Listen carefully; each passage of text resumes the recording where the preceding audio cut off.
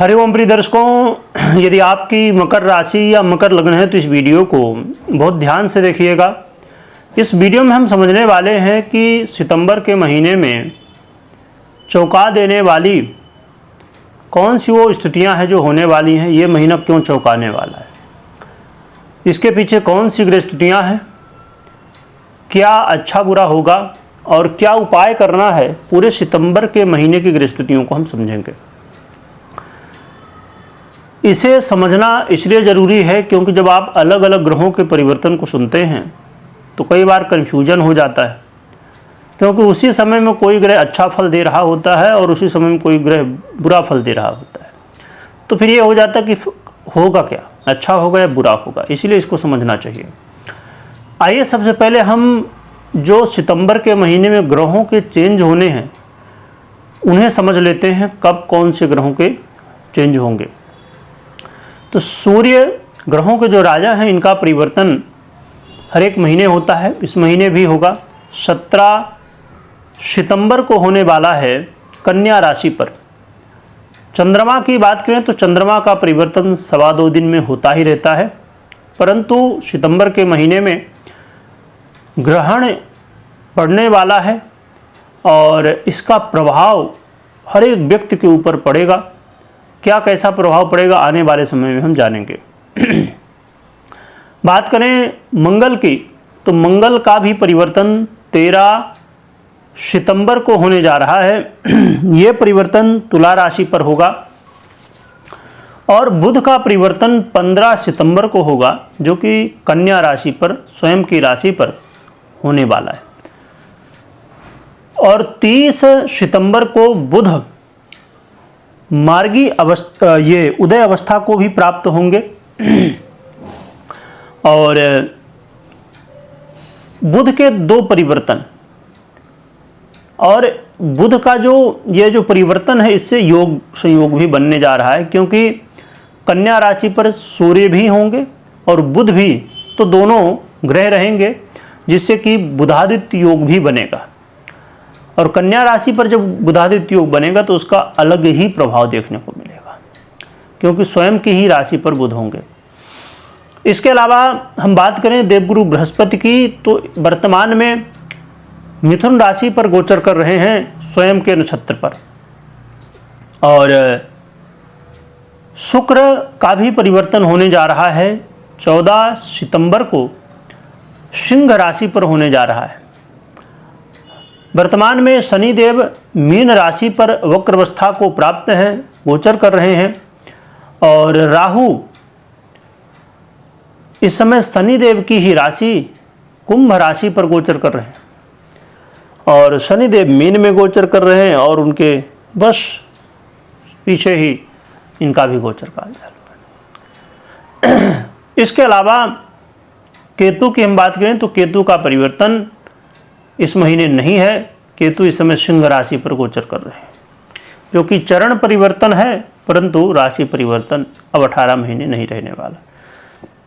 मई में इनका परिवर्तन हुआ था, तो मई से लेकर 18 महीने तक। तो ये है ग्रह स्थिति। एक तो बुधादित्य योग बनेगा, सूर्य और बुध होंगे, और साथ में इसके अलावा केतु और शुक्र की भी युति होने वाली है, तो ये भी प्रभाव हमें देखने को मिलेगा। आइए समझते हैं कि क्या क्या प्रभाव हमें मिलेंगे। हम संक्षेप में समझेंगे। हम करियर के बारे में भी जानेंगे, हम स्वास्थ्य के बारे में भी जानेंगे, विद्यार्थियों के लिए कैसा रहेगा, लव पार्टनर के लिए, मैरिज पार्टनर के लिए, और आपके करियर के साथ साथ व्यापार में क्या प्रभाव पड़ेगा, ये भी जानेंगे। तो आइए समझते हैं एक एक करके संक्षेप में। प्रिय दर्शकों, स्वास्थ्य के दृष्टिकोण से देखा जाए तो ये महीना थोड़ा सा पहले से बेहतर है।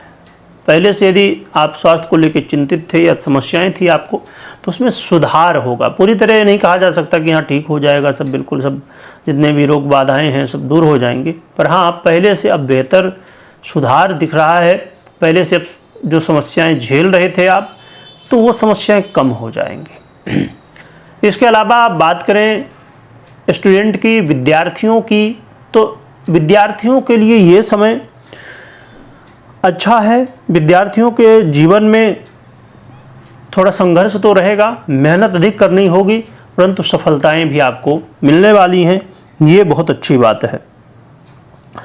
और कहते हैं कि जब सफलता मिलती है तो फिर मेहनत जो होती है ना, तो वो फिर ये होता कि चलो हमने मेहनत की पर सफलता तो मिली, तो मन प्रसन्न हो जाता है, वो थकावट फिर महसूस नहीं होती है। तो इसी तरह आपको मेहनत तो पड़नी है, परंतु सफलता भी मिल रही है। लव पार्टनर के लिए थोड़ा मुश्किल समय है। लव पार्टनर को सावधान रहना चाहिए, खासकर अपने पार्टनर के स्वास्थ्य का ध्यान रखना चाहिए। और आप लोग यात्रा कहीं करें तो सतर्कता बरतिएगा, और अपने जीवन में रोग बाधाओं से बचने की भी कोशिश करिएगा। तो लव पार्टनर के लिए ये महीना सावधानी का रहने वाला है, तो आपको सावधानी जरूर रखनी चाहिए। और इसके अलावा देखा जाए तो जो व्यापारी वर्ग है, व्यापारियों के लिए बड़ा महत्वपूर्ण कुछ बातें हैं, महत्वपूर्ण बातें हैं जिन्हें ध्यान में आपको रखनी है। क्योंकि इस महीने, जैसे हमने समझा था अभी स्टार्टिंग में, इसीलिए मैं कहा करता हूँ गृहस्थितियों को भी जानिए कि ग्रहण पड़ने वाला है, चंद्र ग्रहण, और उसका भी प्रभाव हम डिटेल में समझेंगे आने वाले समय पर। अभी भी आप समझ लीजिए कि आपको व्यापार को लेके खासकर किसी भी विषय में जल्दबाजी बिल्कुल नहीं करना, निर्णय जल्दी नहीं लेना, कुछ नया करने से पहले सोचना है बहुत अच्छे से कि क्या आप नया करेंगे तो पॉजिटिव परिणाम देगा या कैसे। तो ये चीज़ों को, व्यापार में जल्दबाजी, ये सब चीज़ें नहीं करना, क्योंकि ऐसा करेंगे तो समस्याएं बढ़ेंगी। जो जैसा चल रहा है उसको चलाते रहिए, और उसमें क्या और अच्छा कर सकते हैं, जो कर रहे हैं उसी में उसे और कैसे अच्छे से कर सकते हैं, ये कोशिश कर सकते हैं। पर अलग से कुछ नया करने की कोशिश करने से ज़्यादा बेहतर है पुराने को और बेहतर करिए, तो ये ज़्यादा ठीक रहेगा। जो शादीशुदा हैं उनके लिए सामान्य कहा जाएगा, कोई बहुत ज़्यादा समस्या नहीं दिख रही है, बहुत अच्छा भी नहीं है, एक मध्यम स्थिति कही जा सकती है। जो जैसा चल रहा था वैसा चलता रहेगा। पर ये ध्यान रखना है कि ग्रहण का क्या प्रभाव होगा उसे ज़रूर समझिएगा, क्योंकि आपके मैरिज लाइफ में यहाँ पर चंद्रमा का प्रभाव होता है, तो आपको बहुत अच्छे से ग्रहण के बारे में समझना होगा और उपाय भी करने चाहिए, तो ठीक रहेगा। नहीं तो ग्रहण का प्रभाव निगेटिव पड़ सकता है, तो इससे बचना चाहिए, जो कि आगे हम डिटेल में समझेंगे आने वाले दूसरे वीडियो में। जो लोग नौकरी पेशा में, उनके लिए बहुत अच्छी स्थिति है। जॉब करते हैं यदि, तो आपके लिए हो सकता है कि ये जो सितंबर का महीना है एक बड़ा मौका हो जाए, ऐसा मौका जिसमें आप अपने जॉब में कुछ प्रोग्रेस चाहते थे कि भाई प्रोग्रेस हो जाए, इंक्रीमेंट हो जाए, थोड़ा ग्रोथ हो जाए, तो ये ग्रोथ का महीना रहने वाला है करियर के हिसाब से, तो बहुत अच्छा है। उनके लिए भी अच्छा हो जाएगा। जो लोग अब हर एक व्यक्ति का अपना अपना स्वभाव है, कुछ लोग शर्मीले स्वभाव के होते हैं, थोड़ा बोलने में शर्माते हैं, तो यदि ऐसी स्थितियां थी और बार बार आप इंटरव्यू दे रहे थे, पर पहले लगता था कि अरे हमने तो बहुत तैयारी कर ली है, जाएंगे तो वो जो पूछेगा तो पूछेगा, उससे ज़्यादा हम बता देंगे, है ना। तो एक ओवर कॉन्फिडेंस जिसे कह सकते हैं, तो कई बार हो जाता है। तो यदि ये समस्या आ रही थी कि आप पहले तो लगता था कि हाँ सब कुछ हम जानते हैं, हमसे ज़्यादा कौन जानता है, परंतु जब इंटरव्यू में बैठते थे तो सब भूल जाता था।